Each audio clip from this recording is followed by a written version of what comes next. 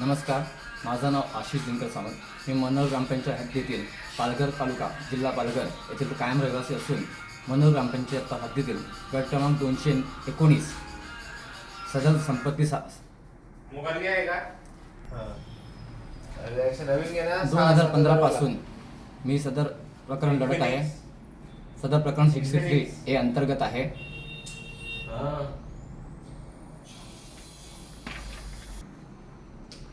2017ला 63 ए प्रमाणे कार्यवाही करण्याचे आदेश देण्यात आले उपजिल्हाधिकारी कार्यालयातून.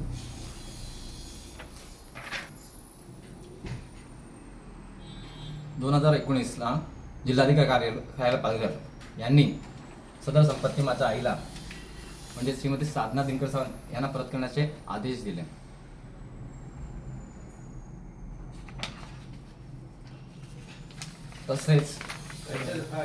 तसेच माझे सावत्र मामा यांचा या संपत्तीशी कुठलाही संबंध नसेल याचीही लेखी माहिती दिलेली आहे.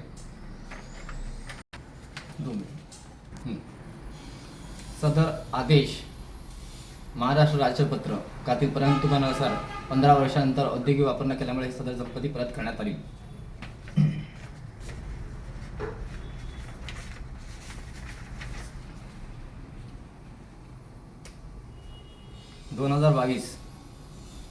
लोकायुक्तांना तक्रार केल्यावरती सदर संपत्तीचे पैसे जमा करण्याची नोटीस देण्यात आली.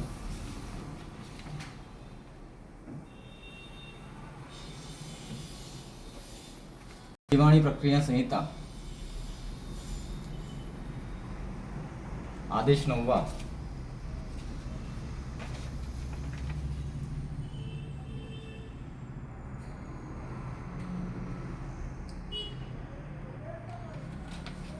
दिवाणी प्रक्रिया संहिता 1908 आदेश 9 पक्षकारांची उपस्थिती अनुपस्थिती परिणाम.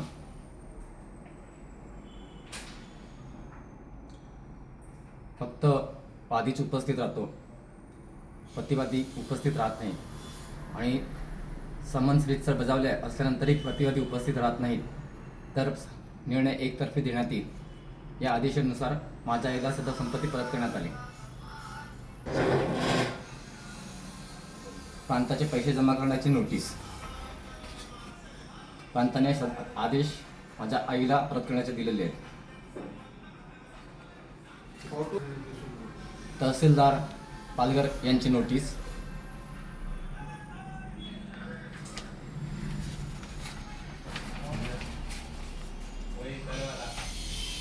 पैसे जमा करण्याची नोटीस.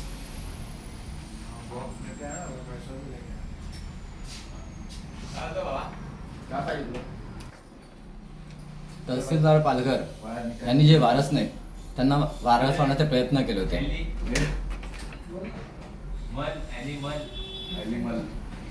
अधिकारी वर्गाने सतत जे वारस नाही त्यांना वारस लावायचा प्रयत्न केला.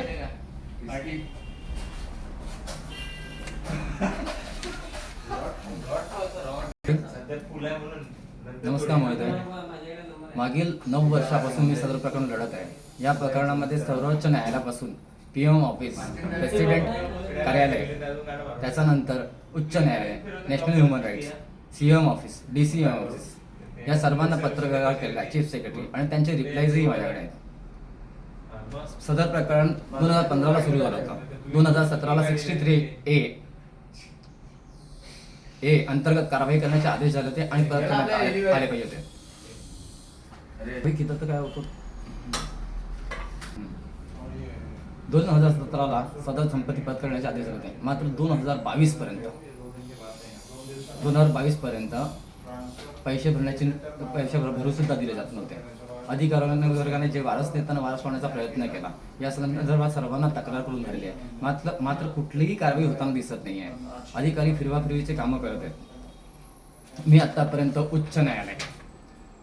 उच्च न्यायालयाचे CGI, supreme court, bar association, high court, Lokayukta, PM office, त्याच्यानंतर महाराष्ट्र स्टेटमध्ये मुख्यमंत्री माजी Uddhav Thackeray saheb, Shri Ajit Pawar, Shri Eknath Shinde, Shri Devendra Fadnavis, Shri DK Jain saheb, Shri Ajay Mehta, Shri Sitaram Kunte, Shri Manukumar Shrivastava, Shri Manoj Savani, Shri Nitin Kari, Shri Shankar Jadhav, Shri Kailas Bandhan, Shri Ajit Deshmukh, Shri Bhaskar Patil, Shri Vijay Phale, Shri Neeraj Jote, Shri Sanjay Bankar, Shri Mahesh Pathak, Shri Rashmikant Pundikalal Ingole, Shri V Giriraj Shrimati Sonia Sethi, Shri Rajgopal Deora, madam Sujata madam Saunik, Shri Eknath Dawale, Sonali Aldar madam, Shri Abhijit Bangar, Prashant Nanaware, Kailas Shinde, Manik Gurushal, Shivaji Dawgad, Dhanaji Turaskar, Kiran Mahajan, Surendra Navale, Mahesh Sagar, Sunil Shinde,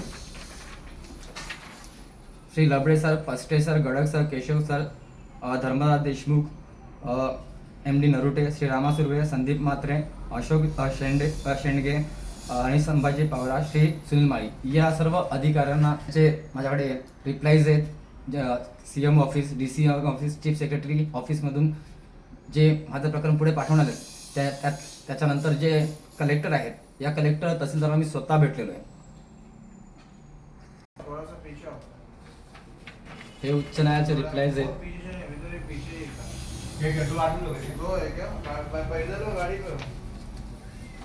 हे लोकायुक्तांचे रिप्लाय आहे.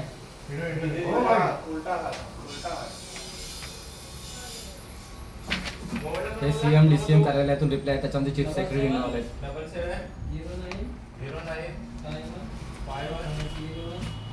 हे CM DCM आत्ताचे आहे.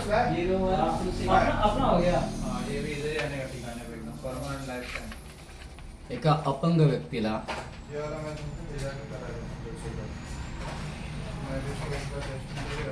एका अपंग व्यक्तीला 9 वर्षापासून अधिकारी वर्गाने जो त्रास दिलाय